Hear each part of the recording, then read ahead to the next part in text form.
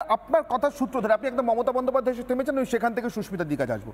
সুস্মিতা দেবী, এই যে ভিআইপি ট্রিটমেন্টের কথা উঠছে, বিশেষভাবে রাখার কথা উঠছে, দেখুন ভিআইপি ট্রিটমেন্ট অন্য কোনো কারণে পাবেন কি পাবেন না সেটা পরের কথা, কিন্তু সুজয় কৃষ্ণ ভদ্র তার গলার মতোই তার গোটা শরীরটা সংরক্ষণীয়।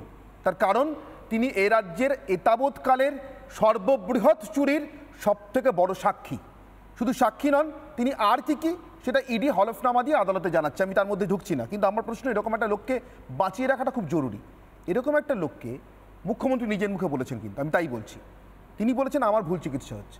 মুখ্যমন্ত্রীর পায়ের চিকিৎসা যে হাসপাতাল ঠিক করে করতে পারেনি, সেই হাসপাতালে মনের, হৃদয়ের সব কিছুর চিকিৎসা, হৃদযন্ত্রের সব কিছুর চিকিৎসা চলছে সুজয় কৃষ্ণ ভদ্র, এবং তিনি আনফিট।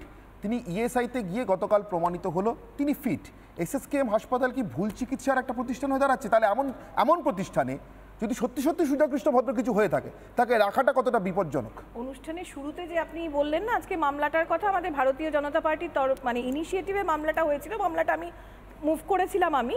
তো আজকে আমাদের মামলাটায় আমি একটা অনারেবল চিফ জাস্টিসের ডিভিশন বেঞ্চে অনারেবল জাস্টিস বিবেক চৌধুরীর একটা অর্ডার দেখিয়েছিলাম। পার্থ চট্টোপাধ্যায়ের মামলার কানেকশনে একটা কথা বলেছিলেন, এটা আমার কথা নয়, কিন্তু এটা একদম বিজেপির কথা নয় রাজুদা, এটা কিন্তু একেবারে অনারেবল চিফ জাস্টিস বিবেক চৌধুরীর কথা।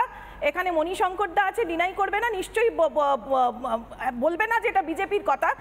সেখানে ক্যাটেগরিক্যালি এসএসকেএমকে বলা আছে, এবং একটা প্যারাগ্রাফ 9 অর্ডারটা শুরুই করা হয়েছে যে ডাক্তাররা হিপোক্রেটিক ওথ নিয়ে তারা কাজ শুরু করেন, তারা তাদের এই সম্বন্ধে এরকম কথা ভাবতেই আমাদের খারাপ লাগে। অথচ এখানটা বলে দিই, আমাদের ডাক্তারদের অবস্থা না ত্রিশঙ্কু অবস্থা।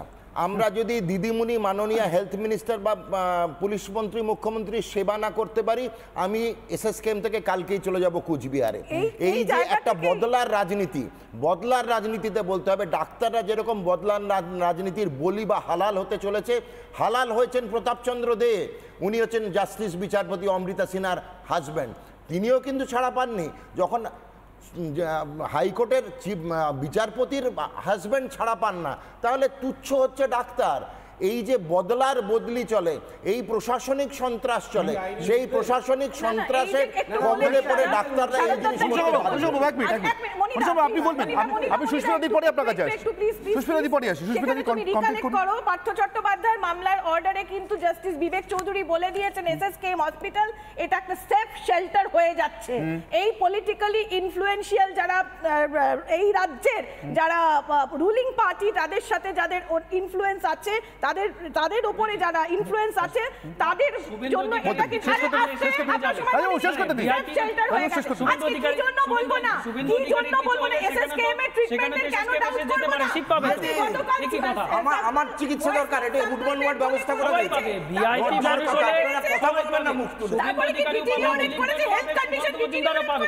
যদি ভিআইপি রাজুবাবু পশ্চিমবঙ্গের দুটো রোগ, আমি এক মিনিট 2019 আমি মণিশঙ্কর বাবুর কাছে আসবো। মণিশঙ্কর বাবু আপনার কাছে আসছি।